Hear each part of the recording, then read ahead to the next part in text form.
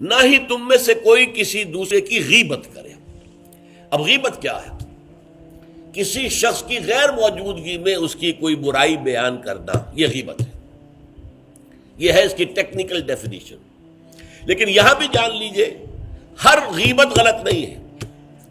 بس اوقات ایسا ہوتا ہے کہ آپ کا کوئی بھائی ہے، وہ کہیں رشتہ کرنا چاہ رہا ہے اور وہاں کے بارے میں آپ کے پاس کوئی معلومات ہے ایسی جو اس بیچارے کے علم میں نہیں ہے، اور آپ اسے بتاتے ہیں کہ بھائی وہاں یہ معاملہ ہے، ذرا سوچ لو، تو اس میں در حقیقت غیبت نہیں ہے، بلکہ یہ اپنے اس بھائی کو کسی برائی سے بچانے کی کوشش، اس میں اس کے ساتھ نصح اور خیر خواہی کا جذبہ ہے، نہ کہ ان کو بدنام کرنے کا جذبہ۔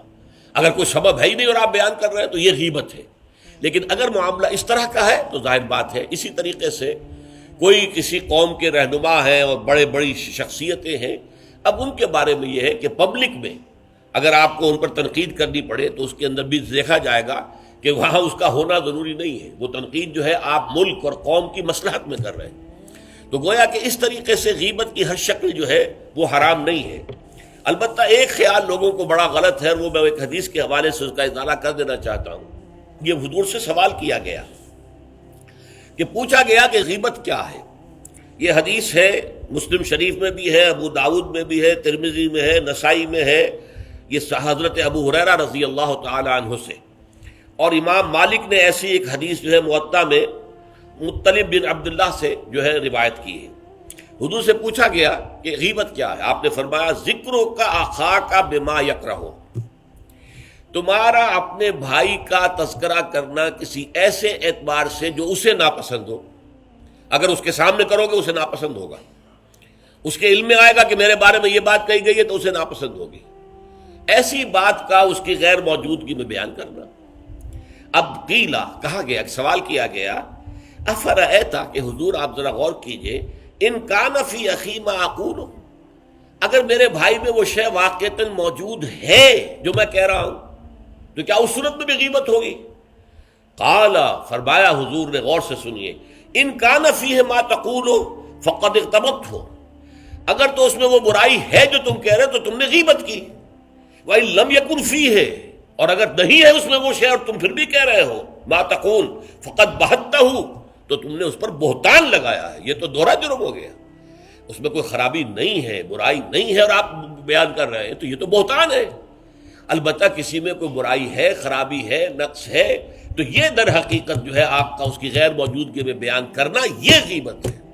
تو اس اعتبار سے غیبت کی جو برائی ہے اس کو اچھی طرح سمجھ لیجئے، اور یہ ہمارے معاشرے کے اندر بہت پھیلی ہوئی ہے یہ شے، بلکہ یہ کہا جاتا ہے اور صحیح کہا جاتا ہے کہ وہ کئی کورسز کا ڈنر ہونے کے بعد جو ہے پھر جب گفتگویں ہوتی ہیں تو معلوم ہوتا ہے کہ سب سے زیادہ لذیذ ڈش جو ہے وہ ایک دوسرے کی غیبت ہے۔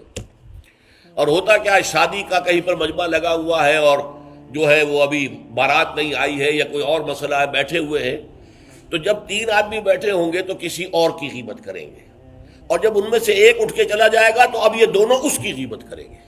یہ ہمارے معاشرے کا عام رخ ہے، یہ ہمارا جو ہے یہ گویا کہ سب سے زیادہ ڈیلیشس ڈش جو ہے وہ غیبت ہے۔ تو اس کے لیے شدت کے ساتھ روکا گیا، اور اس کے لیے جو پھر تمثیل دی گئی ہے، اَيُحِبُّ أَحَدُكُم مَّن يَأْكُلَ لَحْمَ أَخِيهِ مَيْتًا فَكَرِهْتُمُوهُ، کیا تم میں سے کوئی شخص اسے پسند کرے گا کہ وہ اپنے مردہ بھائی کا گوشت کھائے؟ تو اس پر تو تمہیں گھن آ گئی، تمہیں بہت برا لگا، کوئی شخص گوارا کرے گا کہ اپنے مردہ بھائی کا گوشت کھائے؟ لیکن سوچئے کہ ایسی تمثیل کیوں دی گئی؟ یہ اللہ کا کلام ہے، بغیر کسی ربط کے تمثیل اور تشبیہ جو ہوتی ہے کسی ربط کی بنیاد پر ہوتی ہے نا، ورنہ تشبیہ اور تمثیل کا فائدہ کیا ہوا؟ ربط کیا ہے؟ جیسے ایک مردہ اپنے دفاع پر کے قابل نہیں ہے، آپ ادھر سے بوٹی کاٹ لیجئے، ادھر سے بوٹی کاٹ لیجئے، پڑا مردہ ہے، آپ پوری اختیار کے ساتھ جہاں سے چاہیں اس کی بوٹی اڑا لیں۔ اگر وہ زندہ ہو تو وہ ہاتھ لگانے دے گا آپ کو جسم کے اپنے کسی حصے پر۔ بعین ہی یہ معاملہ ہے، آپ کا بھائی موجود نہیں ہے اور آپ اس کی عزت پر حملہ کر رہے ہیں، مانوی شخصیت پر حملہ ہے۔ اس جسم کی نسبت مانوی شخصیت زیادہ قیمتی ہے، زیادہ اہم ہے، آپ اس کی مانوی شخصیت پر، اس کی عزت پر حملہ کر رہے ہیں، اور وہ قادر نہیں ہے دفاع کرنے پر۔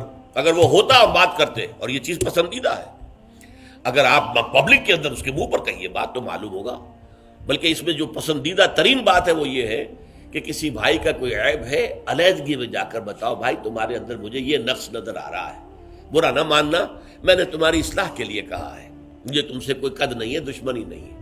یہ نہایت پسندیدہ بات ہے۔ اس کو کہا گیا المسلم و مرۃ المسلم، ایک مسلمان دوسرے مسلمان کے لیے آئینے کے مانند ہے۔ جیسے آپ آئینہ دیکھتے دیکھتے نہیں یہاں کوئی داغ لگا ہوا، دھبا لگا ہوا، آپ اسے دھو دیتے ہیں، ہٹا دیتے ہیں۔ اسی طریقے سے ایک مسلمان کو اپنے مسلمان بھائی کے لیے آئینے کے مانند ہونا چاہیے کہ وہ اسے اس کی خرابیوں پر، اس کی برائیوں پر مطلع کر دے، لیکن یہ اطلاع جو ہے یہ ہوگی خلوص کی بنیاد پر، خیر خواہی کی بنیاد پر، اسے ذلیل کرنے کے لیے نہیں، اسے بدنام کرنے کے لیے نہیں، بلکہ یہ کہ اس کے سامنے علیحدگی میں، تنہائی میں بات کی جا رہی ہے۔ البتہ اس کی غیر موجودگی میں بات کی جائے وہ غیبت ہے، اور وہ بالکل صحیح تمثیل ہے جو قرآن نے استعمال کی ہے، صحیح ترین تمثیل ہے۔ اَيُحِبُّ أَحَدُكُمْ أَن يَأْكُلَ لَحْمَ أَخِيهِ مَيْتًا فَكَرِهْتُمُوهُ، کیا تم میں سے کوئی شخص پسند کرے گا اپنے مردہ بھائی کا گوشت کھائے؟ بالکل اسی طریقے سے وہ تمہارا بھائی جو محفل میں نہیں ہے، وہ اپنی عزت کے دفاع پر قادر نہیں ہے۔ اگر وہ ہوتا تو کہتا بھائی آپ غلط کہہ رہے ہیں، آپ کو مغالطہ ہوا ہے، بات یوں نہیں تھی یوں تھی، کوئی ایکسپلین کرتا، کوئی اپنا دفاع کرتا، کوئی اپنی شخصیت کا، اپنی عزت کا تحفظ کرتا، لیکن وہاں نہیں ہے وہ تو اپنے تحفظ پر قادر نہیں ہے۔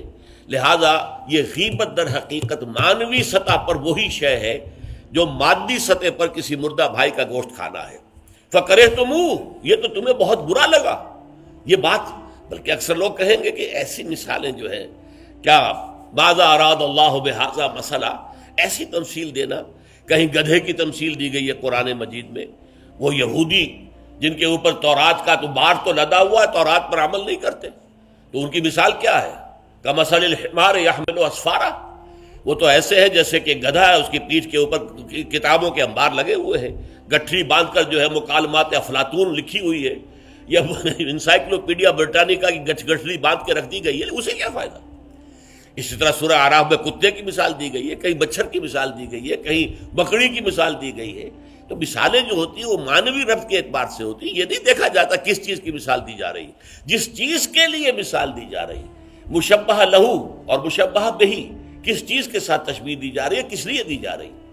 اَيُحِبُّ أَحَدُكُمْ أَن يَأْكُلَ لَحْمَ أَخِيهِ مَيْتًا فَكَرِهْتُمُوهُ وَاتَّقُوا اللَّهَ، اللہ کا تقوی اختیار کرو، اس لیے کہ سارے احکام کی روح جو ہے وہ تقوی ہے۔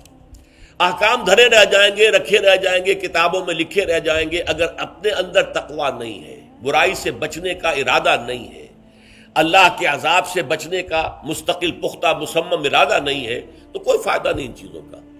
بھینس کے آگے بین بجانا ہو جائے گا۔ واتقوا اللہ ان اللہ تواب الرحیم، اللہ کا تقوی اختیار کرو، اور دیکھو اللہ بہت توبہ کا قبول کرنے والا ہے اور بہت رحم فرمانے والا ہے۔ تو دیکھو اگر تمہارے سے یہ خطائیں ہو رہی ہیں، تمہاری شخصیت کے اندر اگر یہ خرابیاں ہیں، تم ان برائیوں کے عادی ہو، تو ان سے اپنے آپ کو پاک کرو، صاف کرو، توبہ کرو، اور اس میں امید دلا دی کہ اللہ تعالیٰ بہت توبہ کو قبول فرمانے والا اور رحم فرمانے والا ہے۔